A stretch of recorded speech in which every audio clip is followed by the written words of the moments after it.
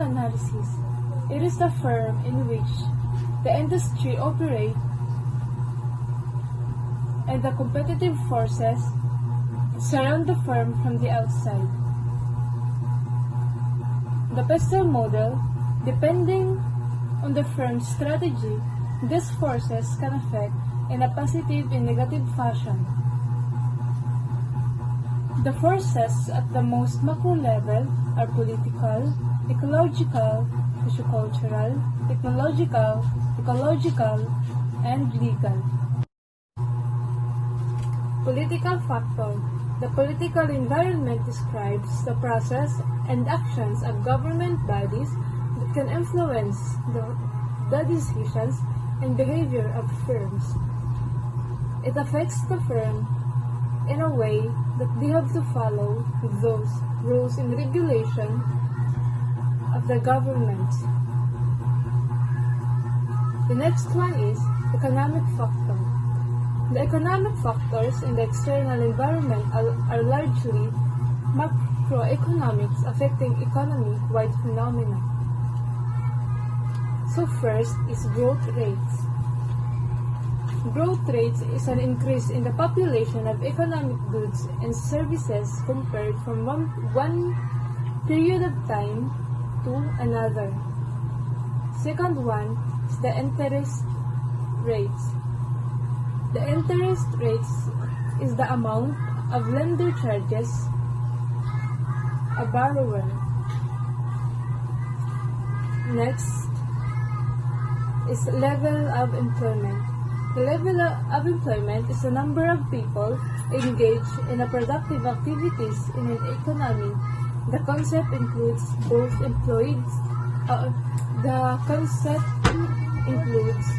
both of the employees and self-employed. Price stability. The price and stability is inflation and deflation. Currency exchange rate. The price unit of foreign currency in terms of domestic currency. Sociocultural factor. Sociocultural factor includes consumers' lifestyle, buying habit, education. You also have to consider the environment where you put your business. Technological factor. Technological factor influences that have an impact on how an organization operates. Ecological factor relating to the environment of living things. In ecological factors, it includes the three dimensions, which is the economic, social, and ecological, that make up the triple bottom line. It is said that achieving all areas can lead to sustainable strategy. Legal factors. The legal environment captures the official outcomes of the political process are manifested in laws, mandates, and regulations and court decisions. Legal factors includes more specific laws such as discrimination laws, employment laws, consumer protection laws, and understanding differences in industry performance. The structure conduct performance model. It is a theoretical framework developed in industrial organizations economics that explains the difference in industry performance.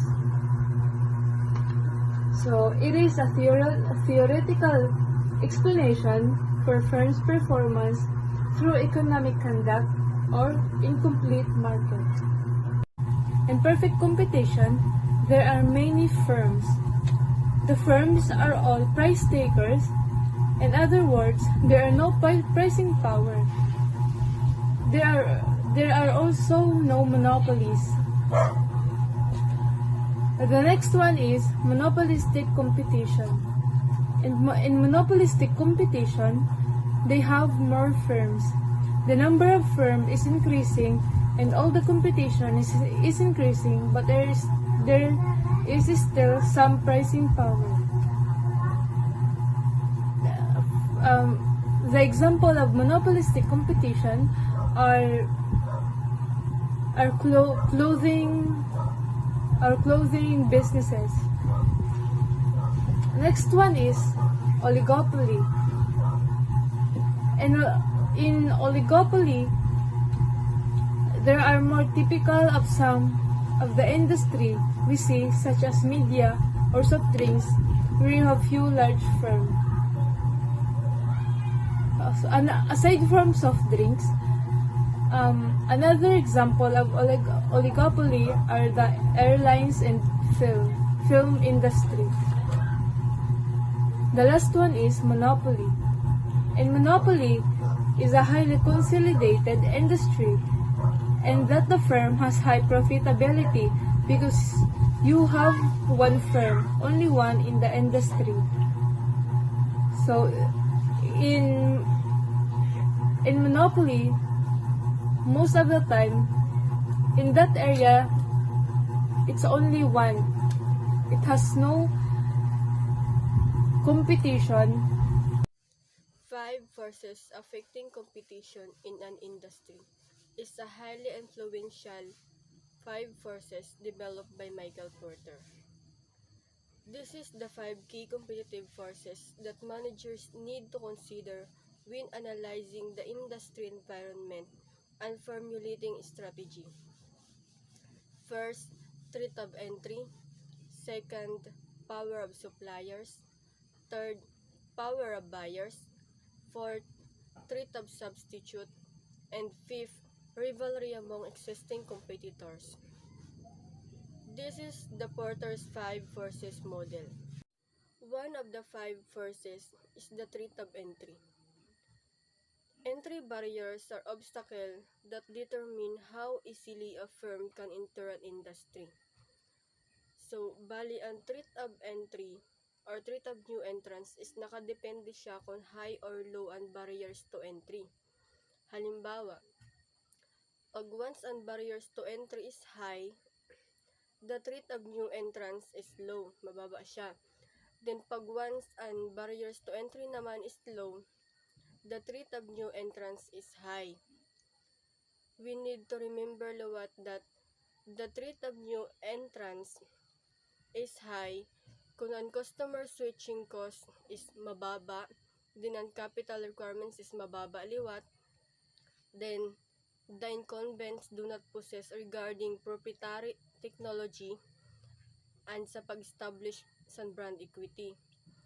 Then expected na sa mga new entrants na ang mga incumbents or ada na sa position is banwara siya kakayahan na tapatan ang mga tisulod na company. The power of suppliers or the bargaining power of suppliers. So, ang power ni suppliers is pwede siya mag-demand higher price or delivering lower quality of the products. Then, mas nagiging taas ang power ni supplier pag once ang usa na company is dependent or nakaasa na sa iya. Then, another reason liwat, pag halimbawa ang usa na company is wala kakayahan na mag-switch into another suppliers because of the higher cost and lack of alternative sources. The power of buyers or the bargaining power of buyers.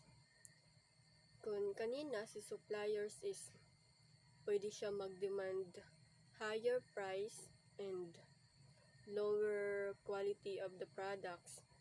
Ini naman si buyer is may na siya kakayahan or power to demand lower price and high quality of the products. Then also we need to remember that the power of buyers is high pag once may iilan na mga dagko na mga buyers. Then pag ang buyer is nagpa-purchase siya damo or mga mahal na halaga sa product, Then, pag once ang product is banwaran siya pinagkaiba na sa industry or common na ba siya nga pag once ang buyer is waray siya na experience na switching cost nga may kakayahan lot si buyers na mag-threaten backward integrate into the industry. Treat-tab substitute, meaning replacing the product into another product that can meet the needs of a customer. For example, ang price ng coffee is nagtaas, so ang customer is nag-switch sa tea or kung nano palida na caffeinated beverage na makakapag-satisfy kan customer. Ngan, mas nagtataas luwat ang treat-tab substitute pag once ang substitute product is nag-offer siya attractive and affordable price. Rivalry among existing competitors. Describe how intense the competition among existing competitors. And mas intense ang competition or high and rivalry among existing competitors pag once damo mga existing competitors na ada sa sulod sa industry ngan pagparehas mga competitive and halos same lang pricing, brand, and services nera. Industry dynamic and changes over time. It is provided only at point in time snapshot of a moving target. With it and other models, one cannot be determine the speed of the change in the industry or the rate of innovation. Ini ang pag-aaral ng mga paraan at proseso kung saan magbabago ang mga industriya sa paglipas ng panahon sa pamamagitan ng kanilang sariling mga proseso. Performance difference within the same industry explained. In further analyzing the firm external environment, we now move to firms within the same industry.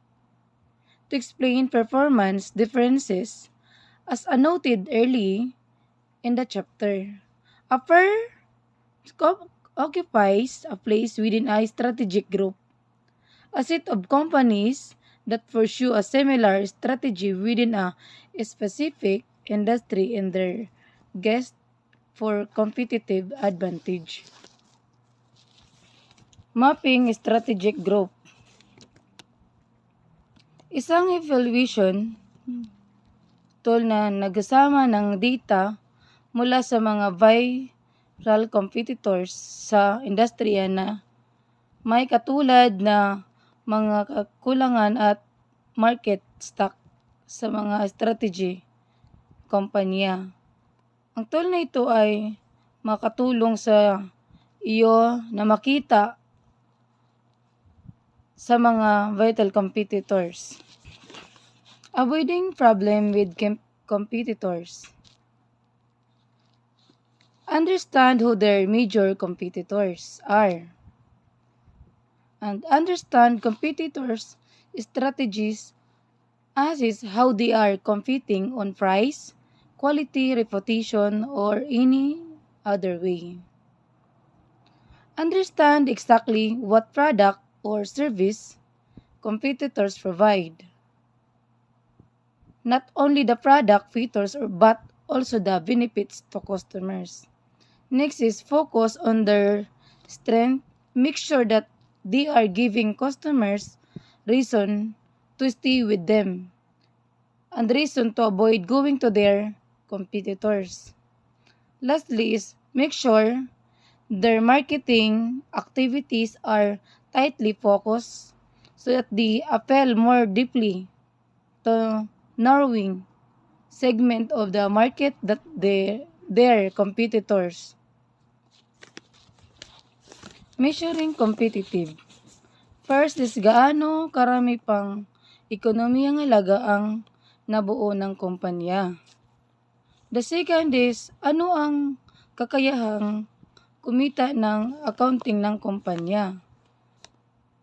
The third one is gaano karaming halaga ng shareholder ang nilikha ng kumpanya. Economic value creation.